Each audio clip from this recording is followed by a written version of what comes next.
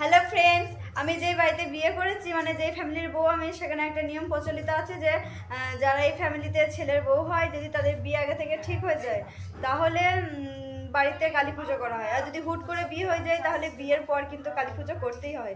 কালী পুজোটা অবশ্যই করতে হয়। তার জন্য আজ এই কালী পুজো উপলক্ষে আমার মা এসেছে। এটা আমার মা, এটা আমার ভাই, এটা মাসিমণি, আর এই দেখো একজন আছে সবসময় মেকআপ করতেই থাকে, আমার বোন। ও আমার সাথে এক ক্লাসেই পড়ে, কিন্তু সম্পর্কে আমার কে হয়, আমি ওর কাকিমণি হই। আর ও হচ্ছে আমার ভাইঝি। এটা হচ্ছে আমার জায়ের মেয়ে নন্দিতা।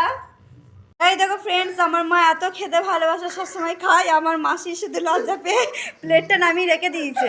হ্যাঁ, আর এ শুধু হেসে যাচ্ছে, আর এও চিবিয়ে যাচ্ছে কিছু একটা, আরও ফোনে কথা বলছে।